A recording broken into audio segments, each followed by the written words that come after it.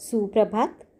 अध्ययन अध्यापन प्रक्रिया में आप सभी छात्र छात्राओं का स्वागत। तो आज हम रिवीजन में वृत्तांत लेखन और निबंध लेखन इसके बारे में जानते हैं। तो वृत्तांत लेखन यानी वृत्त यानी घटित या बीता हुआ। वृत्तांत क्या है? तो घटना का विवरण या इतिवृत्त, जैसे समाचार वगैरह। जैसे आपने समाचार पत्र तो पढ़े ही है ना। तो समाचार पत्र में जिस तरह से समाचार दिए हुए होते हैं उसी प्रकार हमें वृत्तांत लेखन करना आवश्यक होता है। यानी वह सत्य घटना होनी चाहिए या बीता हुआ जो भी कार्यक्रम होता है उस पर हमें वृत्तांत लेखन करना है। या जो विषय आपको एग्जाम में दिया है उस विषय को अच्छे से पढ़कर फिर उस पर आपको वृत्तांत लिखना पड़ता है। तो वृत्तांत लेखन में कौन सी बातें हैं जो आपको महत्वपूर्ण है या आपको याद रखनी है महत्वपूर्ण बातें? तो वृत्तांत यह रचना लेखन का एक प्रकार है और एक कला भी है। यानी आप किस तरह से रचना करते हैं वृत्तांत में, यानी लेखन करते वक्त आप किस तरह से वाक्यों का प्रयोग करते हैं, किस क्रम से करते हैं, वह इसमें महत्वपूर्ण होता है। और सबसे महत्वपूर्ण बात वृत्तांत लेखन में यह है कि यह बीती हुई घटना पर आपको लिखना पड़ता है। तो ये भूतकाल में लिखना आवश्यक होता है, सबसे महत्वपूर्ण बात है। तो किसी सत्य घटना का इतिवृत्त या अहवाल उसे वृत्तांत कहते हैं। वृत्तांत दिए गए विषय के अनुसार लिखना पड़ता है। यानी जो विषय दिया गया है उस विषय को ध्यान में रखकर ही आपको वृत्तांत लिखना आवश्यक होता है। वृत्तांत में भाषा का कुशलतापूर्वक प्रयोग करना होता है। कम शब्दों में विस्तृत आशय लिखा जाता है। और जैसे वृत्तांत कला है वैसे ही इसे प्रभावी भाषा में लिखने का भी एक तंत्र है। यानी जिस तरह से वृत्तांत लेखन आप लिख रहे हैं उसमें आपकी जो भाषा है वह व्याकरणिक दृष्टया शुद्ध होनी चाहिए और उसका प्रयोग जो है वह प्रभावी ढंग से करना आवश्यक होता है। वृत्तांत किसी घटना समारोह का विस्तृत वर्णन होता है। किसी घटना प्रसंग की सही जानकारी देने हेतु वृत्तांत लिखा जाता है। यानी जो घटित हुई घटना है उसके बारे में सही जानकारी देना इसका उद्देश्य होता है। तो सबसे महत्वपूर्ण कुछ बातें हैं, सुनो। वृत्तांत लेखन करते समय ध्यान देने योग्य बातें। तो अनावश्यक बातों को टालकर केवल महत्वपूर्ण बातों का समावेश करना है। घटनाक्रम और वर्णन में क्रम का सिलसिला व एक सूत्रता होनी चाहिए। यानी अगर हम किसी विषय को लेकर वृत्तांत लेखन कर रहे हैं तो वह जब से आरंभ हुआ तब से जब खत्म हुआ वहाँ तक का पूरा विवरण आपको वृत्तांत लेखन में लिखना आवश्यक होता है।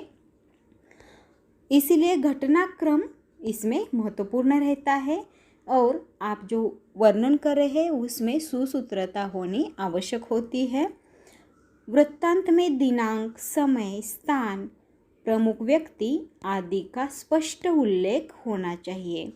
यानी अगर हम उदाहरण के लिए अगर देखें तो हिंदी दिवस समारोह का वृत्तांत अगर हम देखते हैं तो या लिख रहे हैं तो वह कार्यक्रम कितने बजे शुरुआत हुआ या उस कार्यक्रम की शुरुआत कितने बजे हुई, वहाँ से लेकर उस कार्यक्रम को कौन कौन उपस्थित था, उन्होंने अपने कौन से विचार व्यक्त किए और वह कार्यक्रम जो है वह कितने बजे समाप्त हुआ और किस प्रकार समाप्त हुआ, ये सारी बातें आपके वृत्तांत में होनी आवश्यक होती है।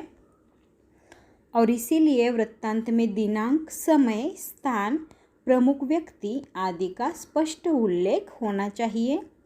समारोह में शामिल अध्यक्ष, उद्घाटक, व्याख्याता, वक्ता, अतिथि आदि के मौलिक विचार, संदेश, मार्गदर्शन संक्षेप में और मार्मिक शब्दों में लिखने चाहिए। यानी अगर कोई कार्यक्रम के बारे में हमें वृत्तांत लिखना है तो उस कार्यक्रम में आए हुए अध्यक्ष, व्याख्याता हो या प्रमुख अतिथि हो, उन्होंने अपने जो भी विचार व्यक्त किए उन विचारों को आपको कम से कम शब्दों में लिखना आवश्यक होता है। कुछ विचार, संदेश दोहरे अवतरण में लिखने चाहिए। दोहरा अवतरण का मतलब मैंने आपको बता दिया था। तो दोहरा अवतरण यानी डबल इन्वर्टेड कॉमा जिसे आप कहते हैं इंग्लिश में। तो अगर किसी व्याख्याता द्वारा या अध्यक्ष द्वारा कही हुई महत्वपूर्ण बातें या विचार है तो वो विचार आप दोहरा अवतरण चिन्ह देकर लिखना आवश्यक है, या दोहरा अवतरण चिन्ह देकर आप उसे लिख सकते हैं। और सबसे महत्वपूर्ण बात वृत्तांत लेखन की जो है वह है आपके वृत्तांत का शीर्षक जो है वह आकर्षक होना चाहिए। यानी जैसे बड़े अक्षरों में लिखना, पेज के बीचों बीच लिखना, यानी बड़े अक्षरों में लिखना। और शुरुआत में मैंने आपको सिखाया था स्कूल में कि किस तरह से उसका टाइटल लिखते हैं या शीर्षक लिखते हैं, तो आपको वो बात याद रखनी है। यानी आपके वृत्तांत लेखन का शीर्षक जो है वह आकर्षक शीर्षक होना चाहिए। तो देखो प्रश्न किस तरह से पूछे जाते हैं। तो सोनार विद्यालय सांताक्रूज में आयोजित हिंदी दिवस समारोह का वृत्तांत 70 से 80 शब्दों में लिखिए। इस तरह का प्रश्न आ सकता है या इस तरह के प्रश्न आते हैं। तो यहाँ पर आपको पता दिया है कि सोनार विद्यालय सांताक्रूज, तो कभी कभी आपको पता दिया जाता है लेकिन हर प्रश्न में पता आएगा ऐसा नहीं। तो सिर्फ आपको विषय दिया जाता है और उस विषय पर आपको वृत्तांत लिखना आवश्यक होता है। तो उसमें पता यानी स्थान, काल, समय वह जो है वह सब आप अपने मन से लिख सकते हैं। तो इस प्रश्न में उन्होंने जो है वह पता दिया है कि सोनार विद्यालय सांताक्रूज वहाँ पर हिंदी दिवस मनाया गया है और उसका वृत्तांत हमें लिखना है। और वृत्तांत की शब्द मर्यादा यहाँ पर दी है 70 से 80 शब्दों में हमें ये लिखना आवश्यक है। तो आइए देखते हैं किस तरह से वृत्तांत लेखन करते हैं। तो सोनार विद्यालय सांताक्रूज में आयोजित हिंदी दिवस समारोह और शीर्षक के बाद आपको आगे लिखना है कार्यालय प्रतिनिधि द्वारा 14 सितंबर 2021 को सोनार विद्यालय सांताक्रूज में प्रातः 10 बजे हिंदी दिवस समारोह का शानदार आयोजन किया गया। देखो कोई भी प्रश्न पर आप अगर वृत्तांत लिख रहे हैं तो उस विषय के बारे में थोड़ी जानकारी होनी ज़रूरी है। जैसे हिंदी दिवस समारोह का ये वृत्तांत है तो हिंदी दिवस कब मनाया जाता है इतनी तो जानकारी आपको होनी आवश्यक है। तो 14 सितंबर को हिंदी दिन मनाया जाता है। ऐसे ही अलग अलग प्रश्न जैसे शिक्षक दिन वगैरह तो आदि के बारे में आपको जानकारी रखनी आवश्यक होती है। विद्यार्थियों ने शिक्षकों के मार्गदर्शन में विविध कार्यक्रम प्रस्तुत किए। समारोह की अध्यक्षता रुईया कॉलेज के हिंदी विभागाध्यक्ष डॉक्टर रमेश पांडे ने की। यानी कार्यक्रम की शुरुआत किस तरह से हुई और उसमें अध्यक्ष कौन थे इसके बारे में भी लिखना आवश्यक है। सरस्वती माता की प्रतिमा के समीप दीप प्रज्वलित करके सरस्वती वंदना के साथ कार्यक्रम का आरंभ किया गया। जैसे दीप प्रज्वलन करके कोई भी कार्यक्रम हो तो उसकी शुरुआत करते हैं ना, तो यहाँ पर दीप प्रज्वलित करके सरस्वती वंदना के साथ कार्यक्रम का आरंभ किया गया। सर्वप्रथम विद्यालय के प्रधानाचार्य श्री अजय कुमार सिंह जी ने माननीय अध्यक्ष महोदय का परिचय दिया और अपने विद्यालय की गतिविधियों पर प्रकाश डाला। यानी किस तरह से कार्यक्रम की शुरुआत हुई ये आपको यहाँ पर लिखना आवश्यक है और इसमें क्रमबद्धता होनी उतनी ही आवश्यक है।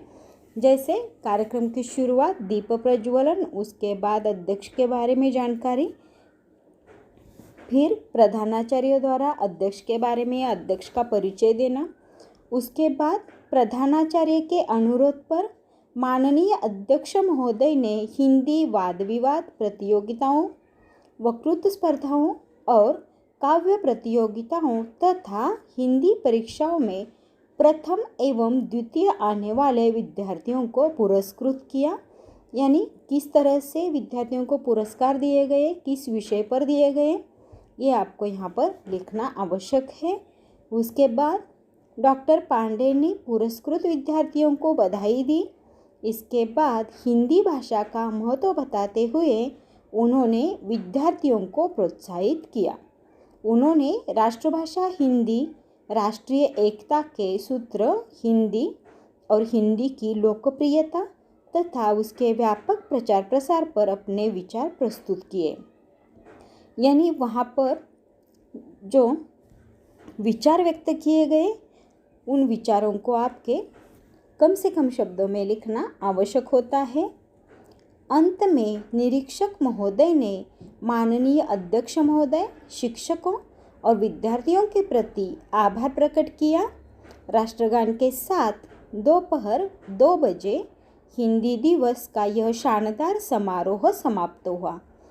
तो अगर आपने ये वृत्तांत जो है वह ध्यान से सुना है तो देखो कितने बजे शुरुआत हुई और कितने बजे ये कार्यक्रम समाप्त हुआ, ये यहाँ पर लिखा है। तो शुरुआत से अंत तक जो भी घटनाएं घटित होती है उसका क्रम होना आवश्यक होता है, ये वृत्तांत की विशेषता है। तो अब देखते हैं निबंध लेखन, यानी निबंध लेखन में कौन सी बातें महत्वपूर्ण होती है।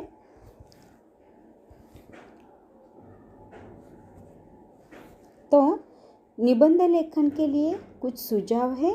निबंध साहित्य की महत्वपूर्ण विधा है। इसे लिखने के लिए निम्नलिखित बिंदुओं को ध्यान में रखना चाहिए। जैसे निबंध के विषय को भली भांति समझ लेना चाहिए, यानी जो भी विषय हम लिखने के लिए ले रहे हैं उसके बारे में हमें अधिक से अधिक जानकारी होनी ज़रूरी है, तो हम उस पर अच्छे से निबंध लिख सकते हैं। निबंध की रूपरेखा बना लेनी चाहिए, यह महत्वपूर्ण कार्य है। यानी जो भी विषय हम लिखने के लिए ले रहे हैं उस निबंध के बारे में कुछ पॉइंट्स निकालना, जिसे आप कहते हैं हिंदी में बिंदु निकालना कहते हैं। तो ऐसे कुछ बिंदु आपको मन में बनाने होंगे और उसी के आधार पर आप परिच्छेद बनाकर आपका निबंध पूरा कर सकते हैं। निबंध के विषय से संबंधित बिंदु बना लेने चाहिए। इन्हीं बिंदुओं का विस्तार अनुच्छेदों में किया जाता है। यानी आपने जो भी विचार मन में किया है कि एक इस पॉइंट के बाद आपको दूसरा पॉइंट लिखना है, या एक पहला बिंदु होगा उसके बाद दूसरा बिंदु, तो उस एक एक बिंदु को आप एक एक परिच्छेद बनाकर लिख सकते हैं। अनुच्छेद में प्रत्येक बिंदु का स्पष्टीकरण करना चाहिए। यथास्थान उदाहरण, आवश्यक कथाएं, कथन आदि देने चाहिए। विषय कौन सा है इस पर बहुत सारी बातें अवलंबित होती है, जैसे उससे संबंधित कुछ विचार, कविताओं की पंक्तियाँ, मुहावरे, कहावतें आदि का प्रयोग आप उसमें कर सकते हैं। प्रत्येक अनुच्छेद एक दूसरे के साथ संबंधित होने चाहिए। माला का प्रत्येक मणि स्वतंत्र होता है ना, आपने माला तो देखी होगी, मोतियों की माला, तो उसमें जो मोती होते हैं वह सब अलग अलग हुए होते हैं, लेकिन उसे जब एक धागे में गूंथ दिया जाता है तो उससे माला बन जाती है। और उसी प्रकार हमें ये बात समझकर निबंध को भी इसी तरह हमें वाक्यों के द्वारा बांधना है, यानी एक परिच्छेद दूसरे परिच्छेद से संबंधित होना आवश्यक है। विषय की भाषा विषय के अनुरूप होनी चाहिए। सरल, सहज और बोधगम्य भाषा द्वारा निबंध पाठक को बांधे रखते हैं। यानी वाक्य जो है उसमें वाक्यों का प्रयोग सरल वाक्य होने आवश्यक है, यानी पढ़ने में आसानी हो इस तरह के आपके वाक्य की रचना होनी चाहिए जो पाठक को पढ़ने के लिए प्रेरित करता है। निबंध रोचक शैली में लिखने चाहिए, इससे पाठक के मन में उत्सुकता बनी रहती है। यानी आपकी निबंध की भाषा शैली अगर प्रभावी है तो पाठक जो है, पाठक यानी कौन, आपका निबंध पढ़ने वाला, तो वह बहुत ही रुचि लेकर आपका निबंध पढ़ता है। निबंध को कथनों, सूक्तियों, प्रेरक प्रसंगों, कविता की पंक्तियों आदि के द्वारा स्पष्ट करना चाहिए। मुहावरों, कहावतों, लोकोक्तियों के प्रयोग से भाषा शैली अधिक प्रभावशाली हो जाती है, इसलिए यथास्थान इनका प्रयोग कर लेना चाहिए। यानी विषय से संबंधित काव्य की पंक्तियाँ, लोकोक्तियाँ, मुहावरे, कहावतें आप निबंध में प्रयुक्त कर सकते हैं, या किसी महान व्यक्तियों द्वारा व्यक्त किए गए उनके विचार आप उसमें लिख सकते हैं। निबंध लेखक के व्यक्तित्व को अभिव्यक्त करते हैं, इनमें व्यक्तिगत अनुभवों का समावेश करते रहना चाहिए। यानी जिसने लिखा है उसके विचार उस निबंध के द्वारा पता चलते हैं, तो इसीलिए आपके निबंध में सकारात्मकता होनी आवश्यक होती है। सकारात्मकता यानी पॉजिटिव थिंकिंग जिसे आप कहते हैं। निबंध का प्रत्येक वाक्य एक दूसरे से जुड़ा होना चाहिए। भाषा की अशुद्धता और व्याकरणिक अशुद्धियों के कारण निबंधकार की छवि धूमिल हो जाती है। यानी आपका निबंध का जो प्रभाव है वह कब पड़ता है, तो जब आपने उसमें जो भाषा का प्रयोग किया है वह शुद्ध होनी आवश्यक होती है। इसीलिए व्याकरण सम्माहित करके शुद्ध भाषा का प्रयोग करना चाहिए, जिससे आपका निबंध ज़्यादा से ज़्यादा प्रभावशाली हो जाएगा। बोर्ड द्वारा निर्धारित शब्द सीमा के अनुसार निबंध लिखना चाहिए। यानी बोर्ड ने आपको क्वेश्चन पेपर में दिया हुआ होता है कि कितने शब्दों में लिखना है, वो आपको ध्यान में रखकर आपका निबंध लिखना है। कम से कम कितने शब्द होने आवश्यक होते हैं ये आपको प्रश्न में दिया हुआ होता है। तो निबंध लेखन का एक उदाहरण है, देखो, समाचार पत्रों की उपयोगिता। एक विषय मैं आपको उदाहरण के लिए दे रही हूँ। तो इस प्रश्न में संकेत बिंदु दिए हुए हैं। तो एग्ज़ाम में कभी कभी आपको संकेत बिंदु दिए जाते हैं। संकेत बिंदु यानी पॉइंट्स निबंध के बारे में। तो अगर पॉइंट्स दिए हैं तो उन पॉइंट को ध्यान में रखकर आपको निबंध लेखन करना पड़ता है। अगर सिर्फ विषय दिया है या निबंध का सिर्फ नाम दिया है तो आप अपने तरीके से, अपनी सोच से उसे लिख सकते हैं। लेकिन अगर आपको संकेत बिंदु दिए हैं तो उन बिंदुओं को याद रख के, ध्यान में रख के क्रमबद्ध ऐसे आपको निबंध लिखना आवश्यक होता है। जैसे यहाँ पर संकेत बिंदु दिए हैं, विषय है देखो समाचार पत्रों की उपयोगिता। तो इसके बारे में भूमिका, पहला ही पॉइंट है, आपकी भूमिका क्या है। ये वहाँ पर समाचार पत्र किस तरह उपयुक्त है, ये खुद के विचार यहाँ पर लिखने आवश्यक है। दूसरा जो है आरंभ एवं प्रसार। तो यहाँ पर समाचार पत्र का आरंभ कब हुआ और उसका प्रसार किस तरह से हुआ, ये इस पैसेज में या परिच्छेद में लिखना आवश्यक होता है।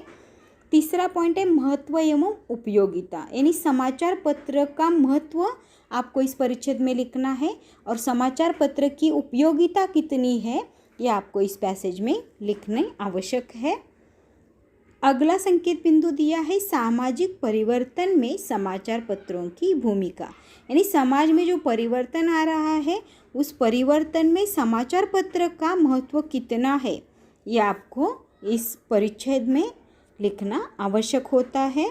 और आखिरी संकेत बिंदु दिया है उपसंहार। तो इसमें अपने खुद के विचार उसके बारे में, जो भी विषय दिया है उसके बारे में आपकी सोच यहाँ पर लिखनी आवश्यक होती है। और इस प्रकार आपको अगर 5 संकेत बिंदु दिए हैं तो कम से कम आपके निबंध के 5 परिच्छेद होने आवश्यक होते हैं। परिच्छेद भी शब्दों की मर्यादा को याद रख के ही लिखने आवश्यक होते हैं, यह बात आपको याद रखनी है। यानी निबंध क्या है, तो निबंध शब्द दो शब्दों से मिलकर बना है, नि प्लस बंध, और इसका अर्थ क्या है? तो भली प्रकार से बंधी हुई रचना, अर्थात वह रचना जो विचारपूर्वक क्रमबद्ध रूप से लिखी गई हो। तो निबंध की परिभाषा देखो, निबंध वह गद्य रचना है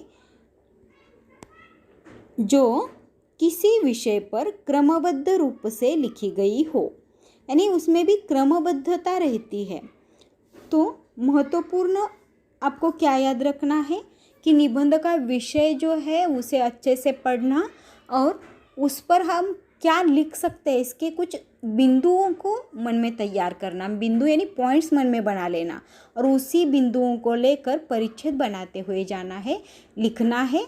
और एक परिच्छेद जो है वो दूसरे के साथ जुड़ा होना चाहिए। इसमें एक दूसरे के साथ जुड़ा होना ये बात महत्वपूर्ण होती है।